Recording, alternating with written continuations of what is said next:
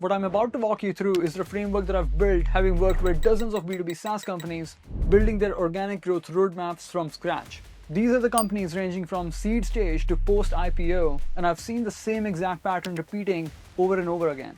It's a 4-quadrant problem. Either they create content people search for but not the content that sells, or they create content customers love but nobody discovers, or they lean too heavily into product and leave relevance behind, and lastly, they beat competitors in traffic but lose them in revenue. So today with this framework of mine, I want to break down the 4 pillars of a successful SEO content strategy for a B2B SaaS company. Search demand, customer insights, product positioning, and competitive advantage. I'll show you how these 4 pillars form 4 different quadrants, each representing a totally different outcome for your SEO program. Let's dive in. So we start by mapping these 4 quadrants first, using the 4 pillars that we've already defined. So we start with mapping a y-axis, having search demand at the top and product positioning at the bottom. Then we also draw an x-axis with customer insights on the left and competitive advantage on the right. So if we start with the first quadrant, this is where we have a nexus of search demand and customer insights, meaning we have created the kind of content which will attract eyeballs from search, and at the same time it's also going to resonate with the customers because it's hitting the right pain points, it's addressing their objections, it's talking about the things that the customers actually care about. The challenge is going to be that we have weak positioning around the product. So you can imagine what's happening here. We have qualified traffic, right? So we're generating eyeballs, we're generating it from the right folks. However, the audience will still end up finding competitors more compelling as a solution compared to us. Why? Because we simply haven't made it clear why exactly our solution helps solve their problem way better than the competitors do. We haven't made our positioning or messaging extremely clear to them. The content is simply not reflecting what we want to convey from a product's philosophy standpoint clearly and explicitly. So imagine you have a project management, project scheduler sort of a platform, and you have created a piece of content that says something like best practices for project scheduling, right? Now, you have targeted a decent keyword, you have search volume, so the search demand filter is already passed. Then you have customer insights, which again is the assumption that we're running with, which is customers are looking for this kind of content. So we've already achieved that sort of a nexus.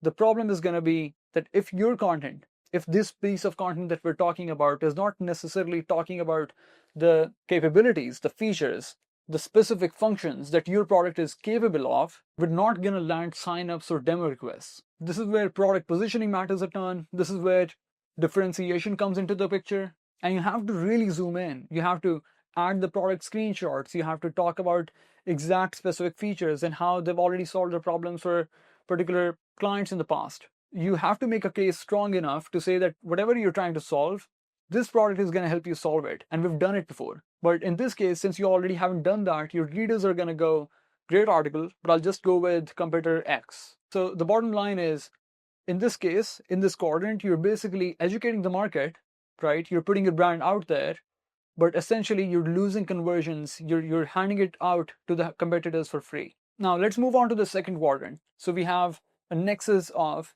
search demand, the search demand is high, and competitive advantage, which is basically helping you create the kind of content which your competitors cannot easily copy. The problem is it's missing customer insights. It's missing the relevance piece.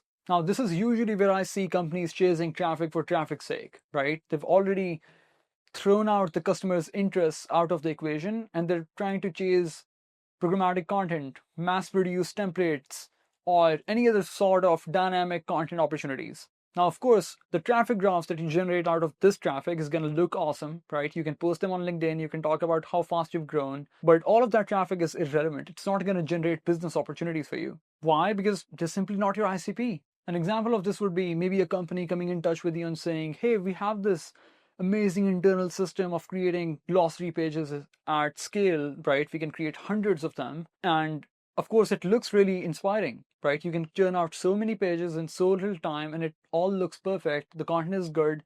The overall readability is good. It's optimized for search. You're driving clicks. The problem is maybe that company sells a $50,000 ACV product, and all of the folks that you're generating on your website that are looking for a definition-based kind of content are students or maybe interns or very junior folks in the field, not the kind of buyers that you want to attract.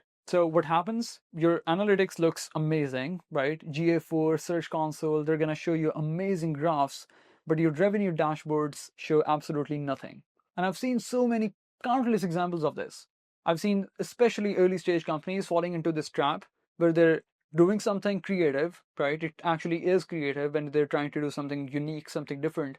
And as a result, achieving a lot of traffic in short period of time, but then eventually they're not making money. They're not generating customers. And that's frustrating when they're just getting started. And guess what, by the way, usually all of the LinkedIn stuff that you see or the kind of post that you see on Twitter where someone just ramped something up in traffic typically falls into this quadrant, right? These are the cases that we see taking a lot of media hype, but not delivering a lot of business value for the business. So essentially, you're beating competitors in traffic, but essentially losing in revenue.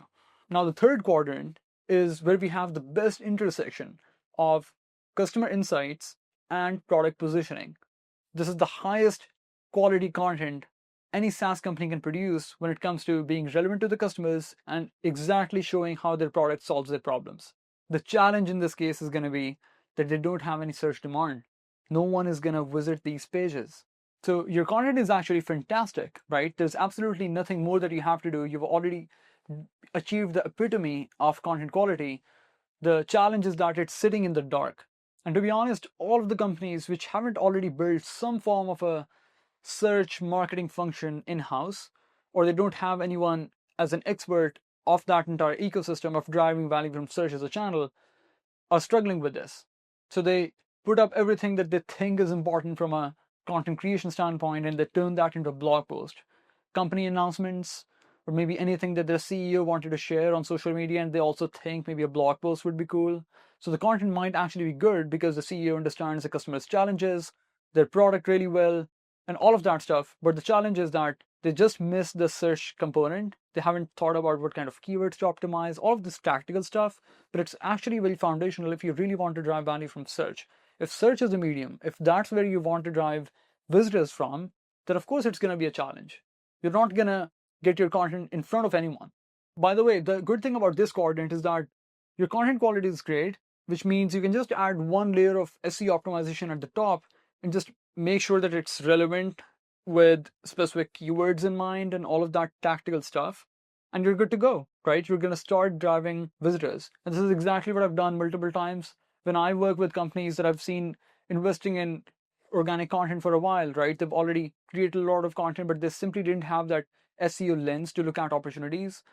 It's pretty easy to just add that foundational layer of SEO. Let's say optimize specific title tags, or maybe rewrite some meta descriptions. Maybe that one is not as important, but just adding some specific components of optimization to particular pages, you can see an uplift instantly in visibility. The hard part is the opposite actually, right? Where the companies have a ton of traffic coming in, the last quadrant that we talked about, but it's absolutely irrelevant to customers and they have absolutely nothing to show for it when it comes to product positioning. So actually, if you're in this quadrant, good news, you can just fix this pretty easily. You've basically just built a miracle pill, which is actually the hard part, but you've just left it on a shelf where it cannot be found. And finding it is not as complicated. Now, the last quadrant is where we have an intersection of competitive advantage, right? So you have your competitor positioning really well and product positioning. So you're talking about your product in the right way, you're using the right messaging, you're also dismantling your competitors, which is of course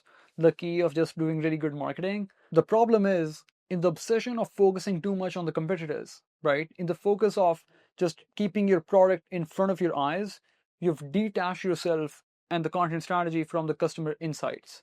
This is what I call the audience disconnected kind of thought leadership content. And I'm sure you've already seen some enthusiastic founders or maybe marketing leaders or perhaps leaders of any other departments, right?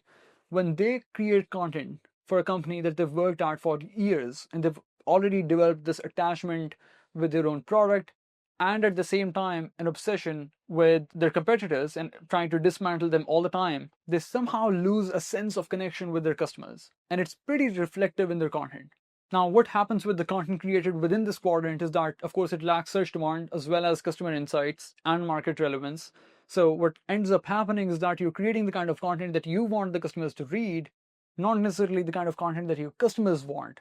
When I see companies doing very random acts of content, they have very random pages on their blog talking about a random announcement that they did a couple of weeks or months back, and it has absolutely no connection with their customers. Maybe there's an event, a conference, or this product release, all of that stuff. That's where I think this quadrant is at play. So this ends up becoming very vague, sort of ambiguous, high level content which no one can understand other than a couple of industry leaders, but fails to convert and attract the right kind of folks. Now, we've talked about 4 different quadrants here, right? And we've talked about how the intersection of two at some point can be valuable, while ignoring other factors can also derail the content strategy for you. You might now be wondering, in all 4 of these quadrants, we have one big problem, right? Which just keeps repeating in one shape or another. Either the search demand is missing, either customer insights are not there, or maybe the product positioning was totally off the rails, or of course, if competitor focus was totally out of the equation. What's the solution? The solution is to find that sweet spot which sits exactly in the intersection of all 4 of these factors, all 4 of these quadrants. This is where your product actually builds on real search demand. It captures the right customer pain points. It positions your product in the exact precise messaging or positioning, and at the same time it has a competitor advantage component to it which helps you win. Let me give you a more zoomed in example just to drive this point home, and how to exactly achieve this SEO sweet spot. So imagine you're building a dashboard sort of a tool where you have a forecast function, right? So you help companies make projections, and that is just a solution that you have in the SaaS space. Now, if your customers are maybe in the finance space and you want to help them make these projections more and more accurate, so you know exactly what your customers are looking for and who exactly that persona is. So you have the customer insights there. Then you have product positioning. And now you already know, based on all of your research, that we want to position our product as a forecasting dashboard, let's say, right? That's product positioning and messaging layer right there. Then of course you also have competitor advantage, maybe in the form of proprietary data that you can talk about. Maybe you have access to so many companies' data that you can show exactly how to do something in a way that no other companies can in your space. And then the last layer is going to be search demand, which we add in the top, which is going to be how do we find those keywords which actually people are searching for when they're trying to solve this exact problem. Now, maybe we can blend all 4 of these pillars into a single topic, and it would look something like this: how to do precise finance projections with a forecasting dashboard. Now you can see how it's actually a blend, right? We can see a keyword which people would likely be searching for, which is how to do finance forecasting or projection. Then we have forecasting dashboard as a positioning that we really want to associate with our product. We're actually hitting the right customer pain points because we know and we've assumed, of course, that this is what they're searching for. And the competitor advantage is going to be in the form of the content that we actually create. In the body of the content, we're going to talk about particular customer stories or maybe share proprietary data, all of that stuff. Now, of course, this is a zoomed in example. We're looking at just one particular topic, and I'm trying to give you an exact scenario of how this framework would be at play. But the idea is to use this framework for entire content strategy. When you're planning content roadmaps, when you're doing your customer research, when you're thinking of the kind of phrasing that you want to use for your positioning of the product. So all of that works together. And then finally, when you build a content strategy, an actual roadmap of topics that you want to attack, and the actual content that you create within the body of each of the pages, we create this nexus, right? And this is where you actually start making the money. And if you have maybe even a single one of these 4 different pillars missing from your equation, you're going to have a revenue leaking sort of a SEO program. It might look good in the form of good traffic graphs in some cases. In other cases, it might look good in the form of the cool thought leadership content that you create, which although does not generate revenue, but still just looks cool. But eventually, if you really want to build a coherent strategy that continues to perform in the form of revenue, this is the framework to use.